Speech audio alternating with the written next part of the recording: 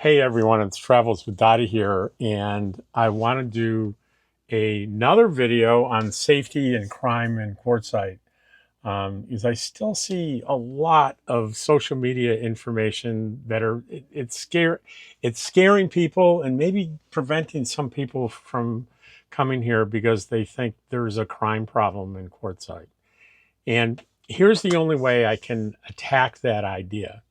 It doesn't do a lot of good for me to give you my personal anecdotal information, which I've never even through a third party been related to any crime that I've known to be committed in 4 years coming here. I'm a sample size of one, and that's not much of a use to you. So we're going to look at crime statistics. And unfortunately, crime statistics are not all that straightforward. But what I've done is I've gone to the state of Arizona crime statistics page, and I downloaded it's by law enforcement jurisdiction. So there was one for Quartzsite Police Department, and to be applicable, there's also the county, La Paz County Sheriff. So I took those numbers and I combined them, and I looked at the last available full year, and that's 230 crimes were committed for the whole year. And that seems like a lot for a town that's only got about 2,500 people. So that's like, oh my gosh, that's really huge. 230 crimes for only 2,500 people. But what you need to consider is the population is not the proper denominator to use to figure out what your odds are of being the victim of a crime. So if I take 230 and I divide it by the 2,500 population, that's almost a 10% chance, a 1 in 10 chance of having a crime. But if you've been here or you've done any research on spending the winter months here in Quartzsite, you know the population is far greater than 2,500. Now, to get the exact number, it's almost completely impossible to get verified numbers of the people that come and camp here during, say, the months of November, December, and January. Those are the peak months. People throw out 1,000,000, 900,000, 500,000, 200,000. Let's just be the lowest estimate I've seen is 100,000. But let's forget it. Let's just use 50,000. And if you've been out here and you drive out and see the sea of rigs out there in the desert as far as the eye can see, you'll go 50,000. Oh yeah. So if you take that same 230 crimes and divide it by 50,000, so your odds go to far less than 1%, right? Far less than 1% chance of being a victim of any kind of crime. And clearly, the violent crimes are a small proportion of that 230. It's less than 10, right? So, and what people are really concerned with, I think, well, let me back up a minute.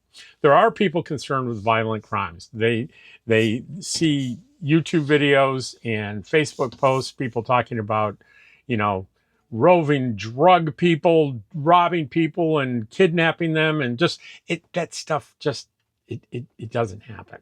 It just really, the statistics show that kind of thing just doesn't happen.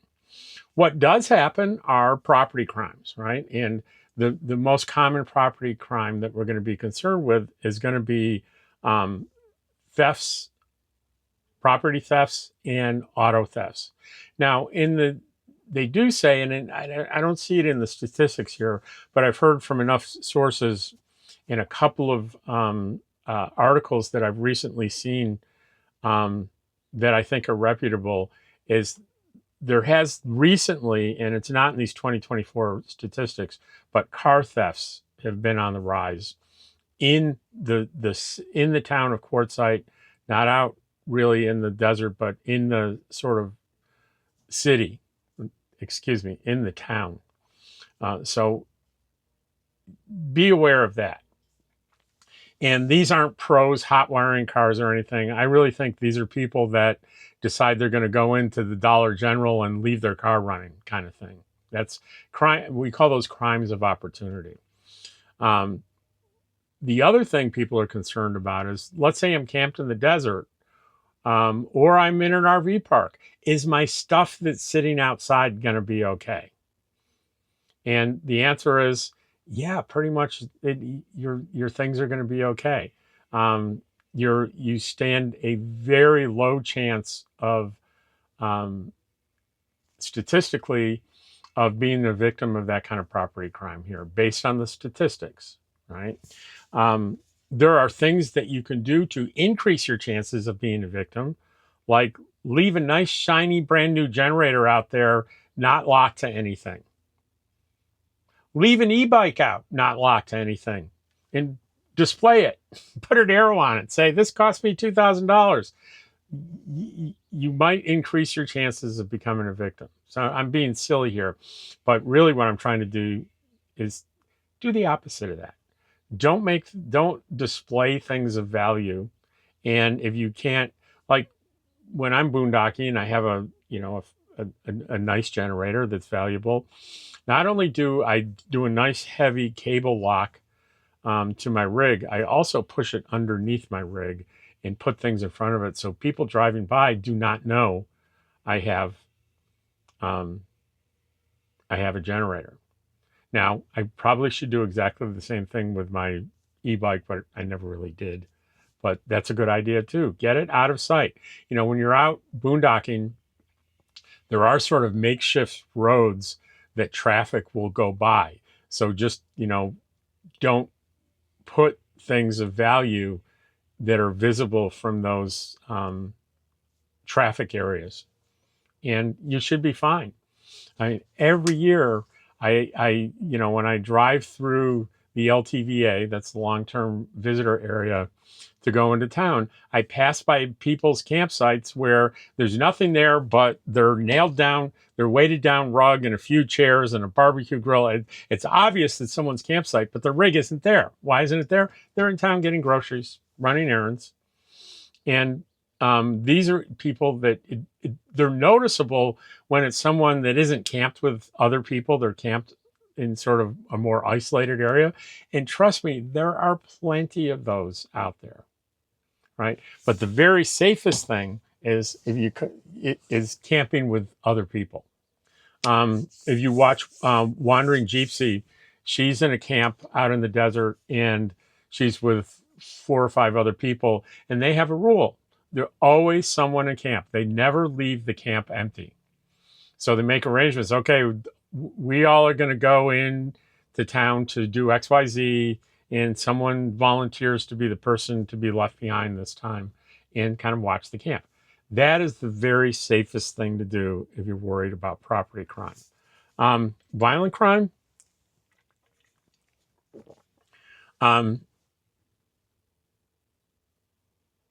I think there are obvious things to not get involved in. I would think the quickest way to become a victim of a violent crime is to drink to excess and go into town in a bar and maybe get in a fight or something, either in the bar or the parking lot. I think that's probably where, other than domestic violence situations, I'm sure that's where most of the violent crimes like assaults take place, is people partying, drinking too much. There are gatherings in the desert where people drink too much and fights break out. Frankly, I avoid that. It doesn't mean I don't go to those things, but if I go early and if I see people really starting to drink heavily, and I'm gone long before it gets to the point where people are going to be fighting with each other. So there are things that you can do to minimize, but when you look at these statistics, and you're free to go to the Arizona site, it's very easy to find. Just Google crime statistics, state of Arizona. You can go in, you can put in Quartzsite police, and I would also look at La Paz County Sheriff, because there are 2 law enforcement jurisdictions that are around here. And don't think that we're missing everything on federal lands because the rangers take care of that stuff. They don't. Okay. The rangers are spread very thin through BLM land. And the first response team for law enforcement problems, you will see both La Paz County Sheriff and Quartzsite PD. You rarely are going to see a BLM ranger. They're around, but they're they're they're not statistics available for them, and they're not going to account for very much at all. So anyway, that is my report to you on crime in Quartzsite.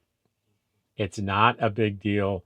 Don't be scared to come here. It's far more dangerous to go to almost any urban area in this country than it is coming here and kicking back for a couple of months in good old Quartzsite, Arizona.